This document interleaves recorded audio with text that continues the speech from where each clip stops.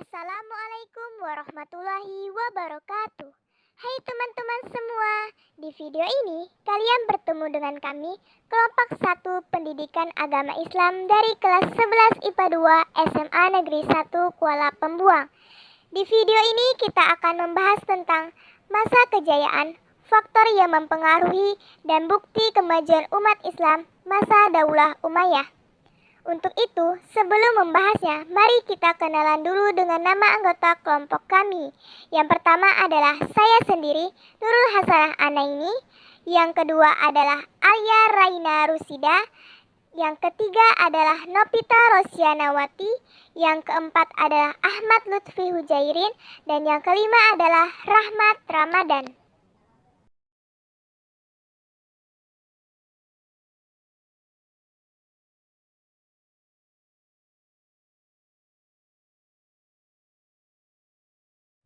Daulah Umayyah adalah sistem pemerintahan dengan gaya monarki absolut.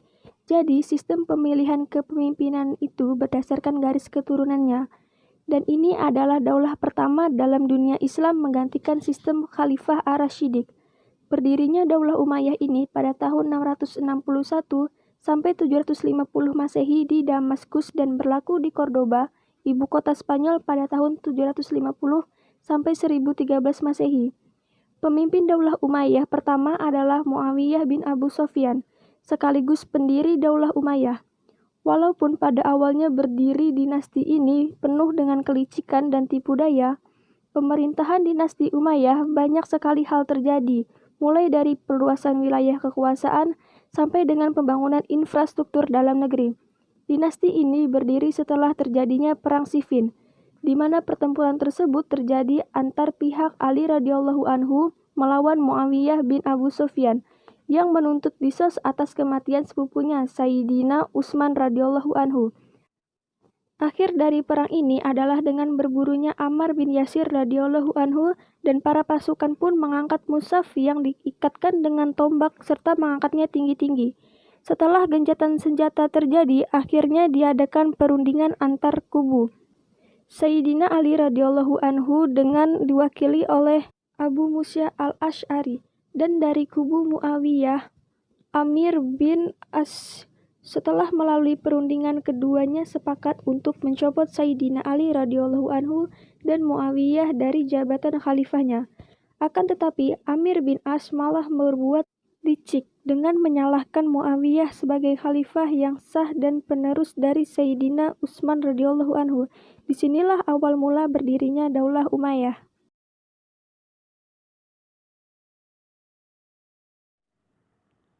Pada masa kepemimpinan Muawiyah, pusat pemerintahan Islam dipindahkan dari Mekah ke Damaskus, Suriah.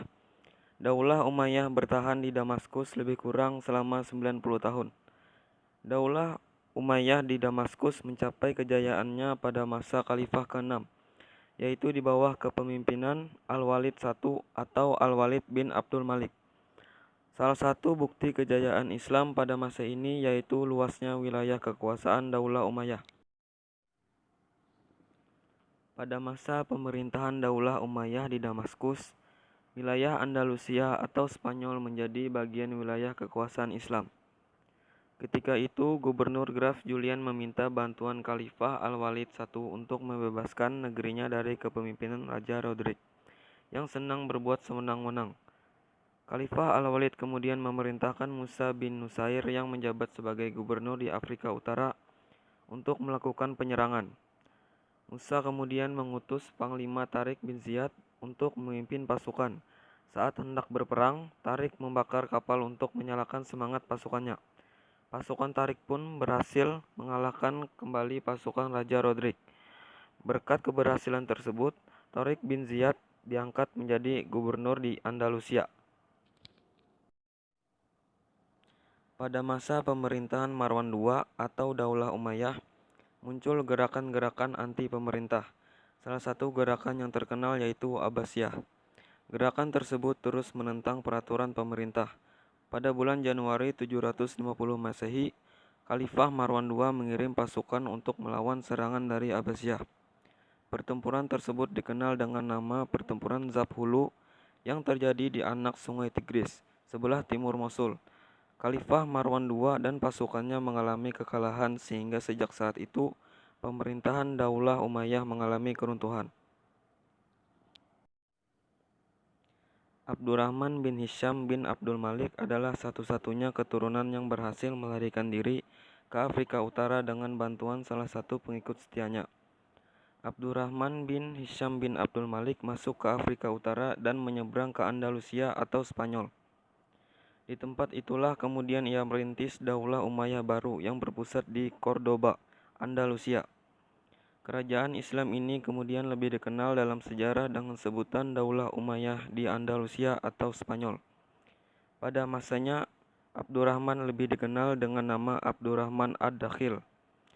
Nama Ad-Dakhil menjadi gelar namanya karena ia menjadi pendatang baru di Andalusia. Faktor-faktor yang mempengaruhi kejayaan Islam. A. Faktor internal. Faktor internal merupakan faktor dari kalangan umat Islam itu sendiri, yaitu sebagai berikut. 1. Konsisten umat Islam terhadap ajaran Islam. 2. Adanya ajaran Islam yang mendorong umat Islam berlomba-lomba dalam kebaikan dan terus maju. 3. Islam sebagai rahmatan lil alamin. 4. Islam sebagai agama dakwah yang mengajarkan keseimbangan antara kehidupan dunia dan akhirat.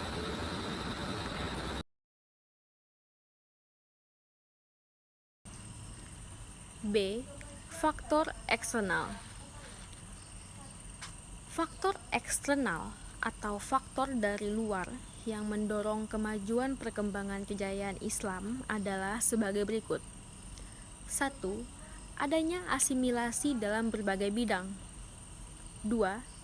Adanya gerakan terjemahan yang dilakukan dengan menerjemahkan kitab-kitab asing dan menerjemahkan kitab pribadi dalam bahasa asing.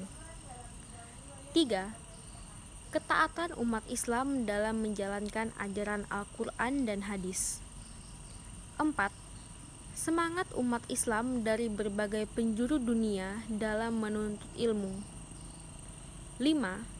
Para ulama dan ilmuwan yang berdiri sendiri dan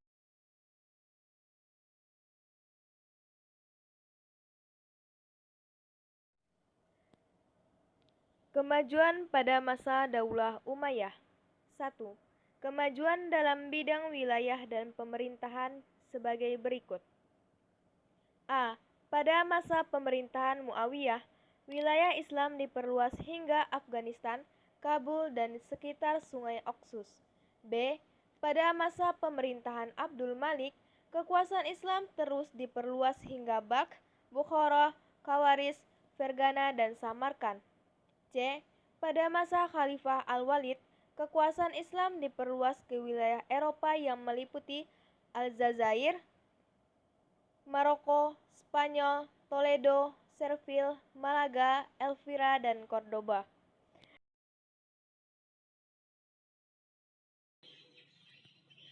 2. Kemajuan dalam bidang pendidikan.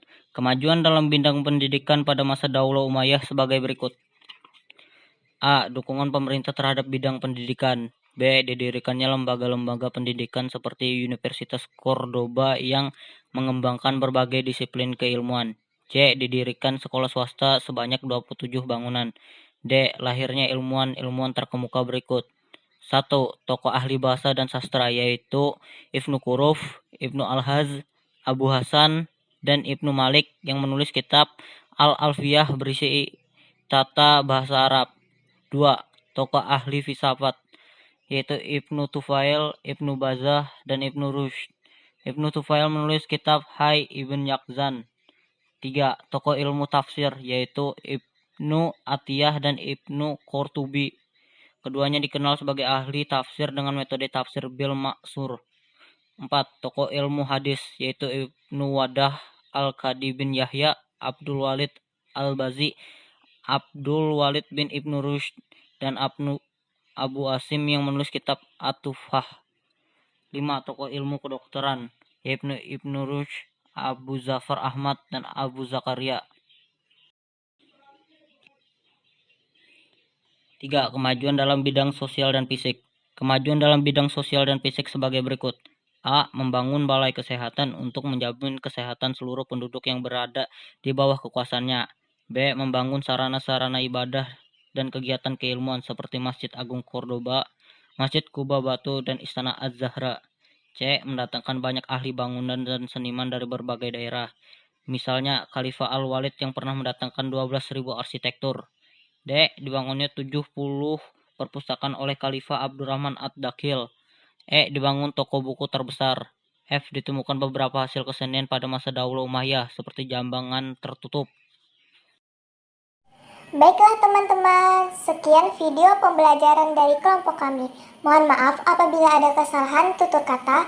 Sekian dan terima kasih. Wabillahi taufiq wal hidayah. Wassalamualaikum warahmatullahi